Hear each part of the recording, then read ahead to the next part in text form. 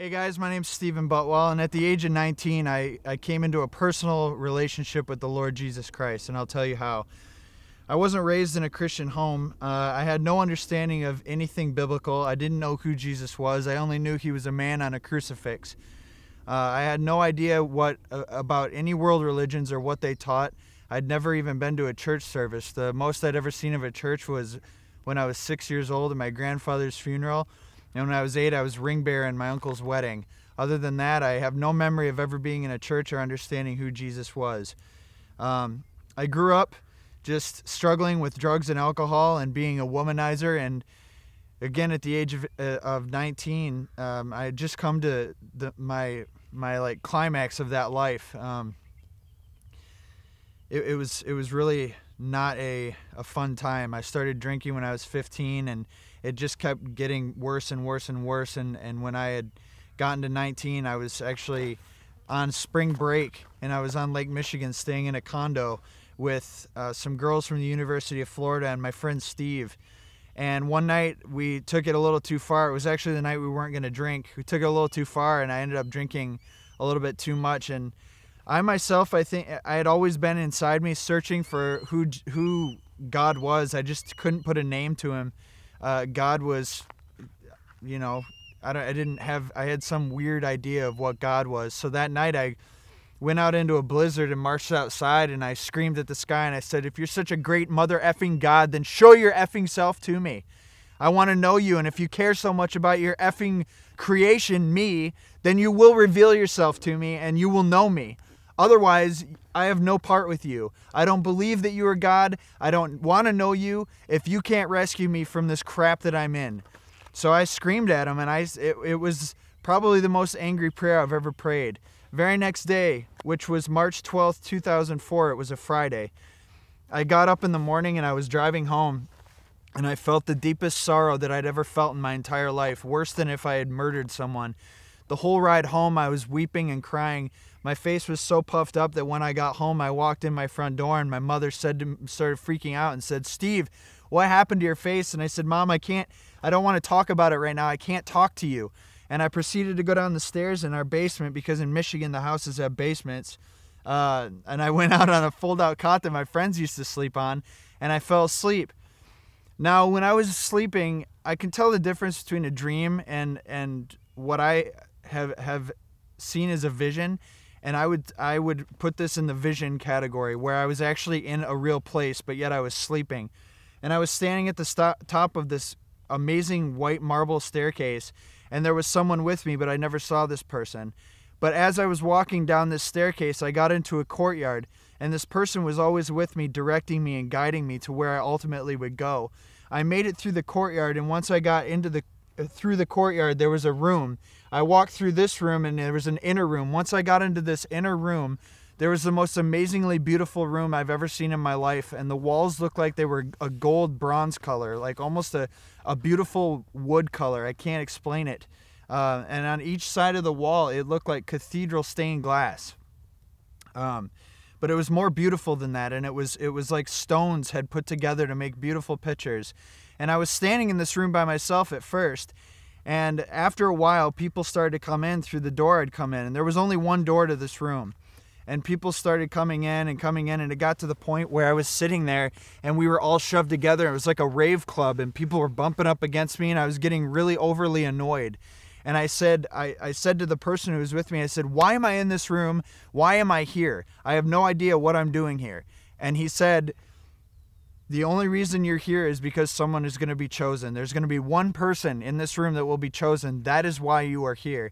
And I remember immediately responding back to him, "Get me out of here then, because I have no part in anything that's going to take place in this room, because I've never won anything. I've never been chosen for anything. No one's ever looked at me with any kind of gift. I always had very, very low self-esteem about myself. So I immediately was disqualified in my own mind." I remember as soon as I had finished that sentence, that thought with him, that the whole room got silent, and it was like you could hear a pin drop in there. And everyone's focus was on the door that we had all come in at. When we looked to the door, there were 3 men standing in the door. And there was one man standing in the front and the two behind him. The two behind him were dressed in radiant white and clothed with like a light aura. But the light that they were clothed with was no match for what this man's face radiated. The man standing in the front, his face was like that of the sun. It was the most amazing, beautiful, brilliant light that I've ever seen, and I could look at it. That's the thing that struck me, is because even now as we're out here, I can't even glance at the sun, but this man's face was like the sun, but I could look at it. And he was dressed in a groom's outfit, like he was going to a wedding. And as he walked through this room, everyone filed out of the way until he made it directly right up to me. And he stood about 3 or 4 feet away from me, and he didn't speak to me verbally as I speak to you now, but he spoke to me in my mind, in my heart. And he said, "You're the only one that can do what I need done in this room. And I knew it was you because of your shoes." Yeah, I know you're probably chuckling a little bit, because I was too. I actually remember in the vision, when this was all happening, I remember going, that's the most ridiculous thing I've ever heard, my shoes. And I looked down at my shoes, and written on the top of my shoes on the feet were 2 sentences written in different languages on each shoe. And my shoes looked like they'd been kicked around in the dust, a lot of dust, like they'd been well traveled. And I remember looking back up at him, and he said, "If you're going to do what I need done, you must follow me." And the next thing that was in my heart and in my mind was, there's absolutely no way that you could ever say no to this person. It was immediately, I will go anywhere and do anything for you. Whatever you have for me is the most important thing that I have ever done in my life up to this date, period. Yes, I will follow you. The word no did not exist in any language, any dictionary, anywhere. I can't emphasize that enough. The only thing I wanted to do was go with this man. And as soon as I agreed to go with him, the whole room broke and everyone left, until it was just him and I standing in this room together. And he was still standing in front of me, and he said, "Follow me." And as soon as I started following him, we walked out the door that we'd come in at, but now we were in a corridor. And as I started walking down this corridor with him, the right side of the corridor was lined with all women, and the left side of the corridor was lined with my friends, and they were drinking, smoking pot, snorting coke, doing any kind of drug that you could think of that a teenager would get his hands on. And as I started following him down this corridor, the women and the men on the side, each side of me, were trying the hardest that anyone has ever tried to get me off track of following this man. And I said no, no, no. And the more I said no, the more they persisted, until it was getting overwhelming to the point where I was starting to fall behind this man that I was following. And as he kept going, I remember looking at them, and I had to stop at some point, and I said, "Look, the man that I'm following right now, I can't stop following.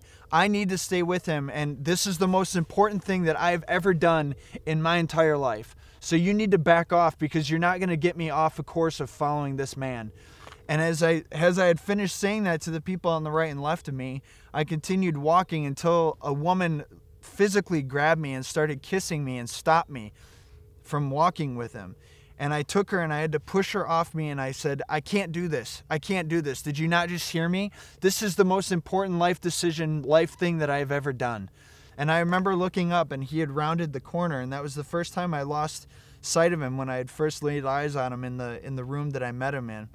And I walked up around the corner, and when I got around the corner, there was a wide open room, and the room had 2 doors in the back, and it was all lit up, except for over in the left corner of the room, there was darkness, and there was a man standing in the darkness, leaning up against the wall nonchalantly, like nothing, he had seen nothing, he knew nothing, just very out of place. And I remember walking up to him, because I was thinking, this man must know where the man that I'm following went, because he was in this room.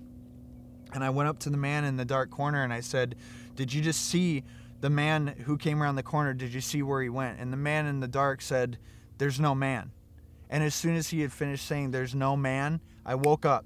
And as soon as I had woken up from that vision, I knew in my mind 2 things. I knew, one, that Jesus of Nazareth had just spoken to me, and that Jesus of Nazareth was the God that I was searching for. I can't explain it other than a divine miracle of Jesus revealing himself to me. Because prior to this, like I said, I had no idea who he was at all. I had never heard the gospel.